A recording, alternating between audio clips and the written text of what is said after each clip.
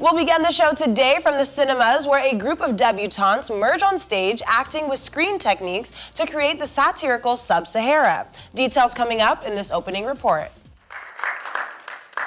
It's a special preview session for movie critics as a group of movie first-timers make an entry to the keenly sought Nigerian cinemas with their first trial.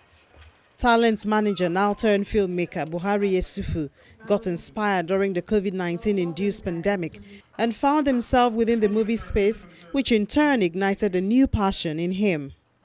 It started from the fact that during Corona last year, obviously, I'm not actually the type that watches a lot of movies, funny enough, but I couldn't inform or say that I'm busy. Everybody was locked up at home, so I ended up just watching a whole lot of stuff. I ended up getting to Netflix Nigeria and seeing the wonderful stuff they have there. And I'm like, wow, okay, this is interesting.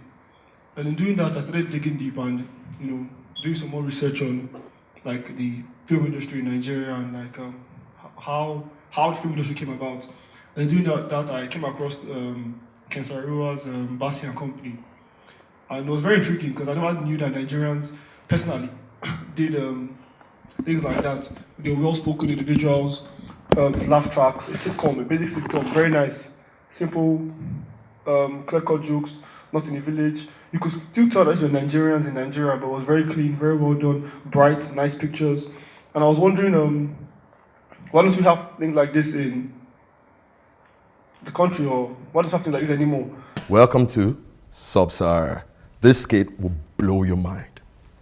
And with that thought, he immediately created Sub-Sahara, first as a TV show and then later adapted to the big screens.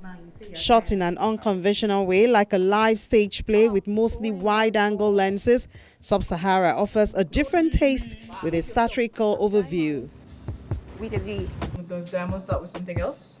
There are options. I don't know why you guys forget that there are options. Oh, but you chose green. Because your options. My wife's favorite color is green. It's not there. It's green. The story centers around practically non-existent character, Kenny. All other characters are tied to the disappearance and whereabouts of the Kenny character and never made a single appearance on screen. Where's Kenny?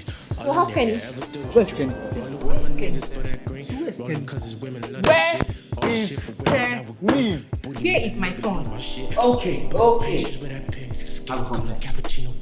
Did anyone really find the Kenny guy? Kenny is definitely a representation of our culture. Because, like, as I said earlier, this was from a place of trying to go back and know where we came from. So Kenny is a representative of the fact that we don't have a lot of this information available to us. The fact that we can't find Kenny. Papa Kenny represents the elite, the ruling class, who have the information. Papa Kenny is the person that should have the information, but still doesn't give the information. And the question now remains, does the elite, do they actually have the information, or they just them to they don't know? So now, I'm not even sure, Papa, is he saying the truth? Is he lying? Does he know where Kenny is? Does he not know where Kenny is? Kenny represents those of us, I'll call it the middle class, who are close to the elite, will get second-hand information from them. So if I get second-hand information from someone that does not know or might not know, it's just, it just goes down a continuous confusion.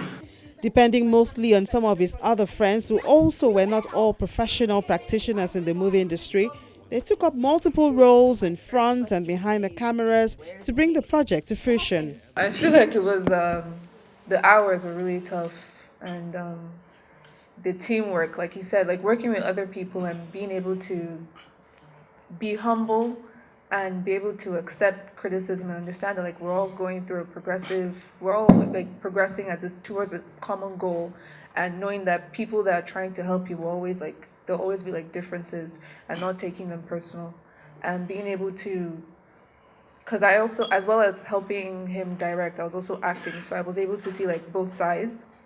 Knowing what the cast was able to, like, feel in that moment and be like, I know this is your vision, but, like, I'm stressed.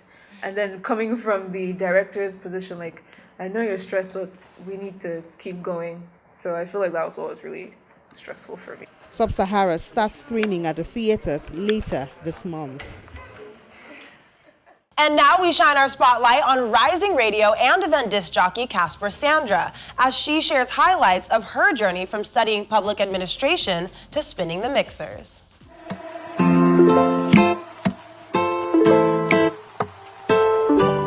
Odoimo Sandra is a graduate of public administration from the Ambrose Ali University in Edo State, but she has always been a staunch lover of music. While she isn't working a regular 9 to 5 from being a public administrator, she engages the public in her own way, administering music as a disc jockey.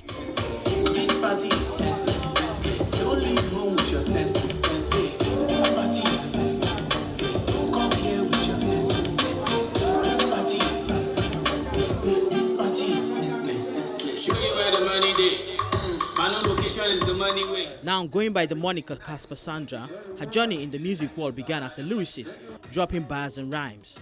Little did she know she was destined for spinning the turntable instead.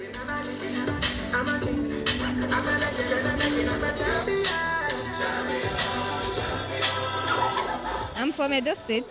I grew up in Edo State. I used to be a rapper. So when I started rapping and all this stuff, I said, okay, let me do something else rather than rapping. And because I love music, I said, okay, let me be a DJ. Maybe when I'm known on my DJ level, I will get to feature artists and rap also.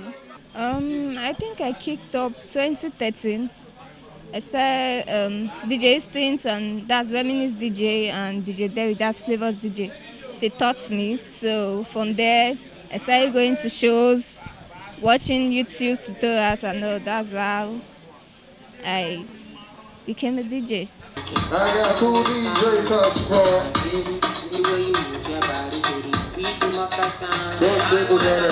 While the industry now records more female disc jockey than at any other time, with the likes of Copy, Lambo and Switch already performing at the top, it's still a male-dominated industry. She, however, feels the showbiz world has gotten to a point where less attention is placed on gender rather on creativity and abilities.